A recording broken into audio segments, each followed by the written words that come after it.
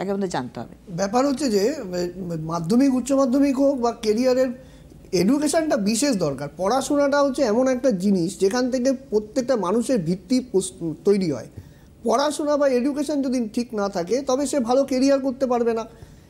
সামনে এখন মাধ্যমিক উচ্চ মাধ্যমিক হয়ে গেল, আগামী বছর অনেকেই দেবে। এই যে সময়টা, বিশেষ করে আমাদের যে জ্যোতিষশাস্ত্র মতে আমাদের চতুর্থ ভাব থেকে কিন্তু আমাদের শিক্ষার ব্যাপারটা দেখা যায়। যেমন এইচএস পর্যন্ত যে ডিপলি নলেজ বা এডুকেশনের ক্ষেত্রে সে কীরকম পারদর্শিতা করবে সেটা হচ্ছে কিন্তু চতুর্থ ভাব থেকে বিচার করা হয়। এবং বৃহস্পতির অবস্থান কি আছে, একটা আমি কথা বলি, একজন মানুষ যখন আমাদের চেম্বারে আসেন বা আমার কাছে আসেন, আমি কিন্তু সেই মানুষটিকে দেখে বলে দিই, মানে মোটামুটি বলে দিই যে তার এডুকেশন কীরকম রয়েছে, তার কথাবার্তা শুনেই কিন্তু বোঝা যায়। মানে কতটা স্টাডি সে করতে পারে। একটা প্রবাদী রয়েছে, রূপ যৌবন সম্পন্না বিশাল ও কুল সম্ভবা বিদ্যাহীন ও ন সভ্যন্তে নির্গন্ধা ইব কিংসুকা।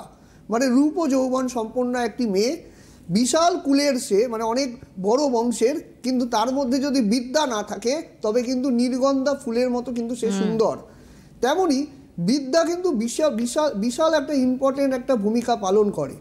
শিক্ষা যার যত আছে বা শিক্ষা যদি ঠিকমতো না হয় তবে কিন্তু আগামীতে কেরিয়ার ভালো হবে না।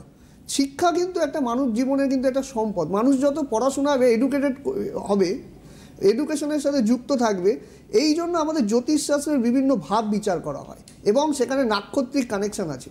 যেমন আমাদের চতুর্থ স্থান থেকে কিন্তু বিদ্যা বিচার করা হয়, যেমন এইচএস পর্যন্ত, নবম ভাব থেকে তার উচ্চশিক্ষা এবং ষষ্ঠ ভাব থেকে কিন্তু তার প্রতিযোগিতামূলক পরীক্ষা, যেমন প্রতিযোগিতামূলক পরীক্ষায় কেউ সাকসেস পাবে কিনা, আগামীতে সে একটা বড় জব পাবে কিনা, সে একটা বিদেশে যেতে পারবে কিনা, বা অনেকগুলো লক্ষ লক্ষ পরীক্ষার্থী যখন পরীক্ষা দেয় সেখান থেকে একজন বা দুজন বা 200 100 সিলেক্টেড, সে তার মধ্যে সে সফলতা পাবে কিনা সেটা কিন্তু ষষ্ঠ স্থান থেকে বিচার করা হয়।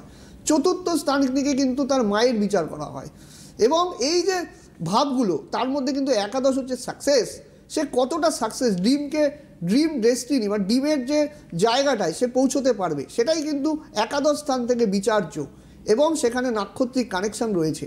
যদি ভালো নক্ষত্র পাওয়া যায়, শুভ নক্ষত্রের শুভ যোগ পাওয়া যায়, সেক্ষেত্রে কিন্তু সে বৃহস্পতি চতুর্থ স্থানে বসে আছে, শুভ নক্ষত্রে বসে আছে।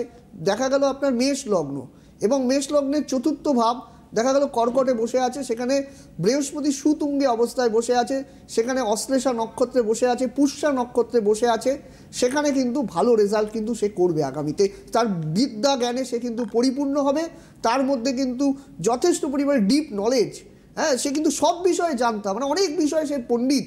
হয়তো সে একটা জিনিস জানে কিন্তু তার মধ্যে অনেক বিষয়, বিবিধ বিষয়ে যে নলেজ, সেটা কিন্তু বিদ্যা ভাব থেকে কিন্তু আমরা বিচার করি। একদম আমরা একেবারে আমরা আসছি আলোচনায়।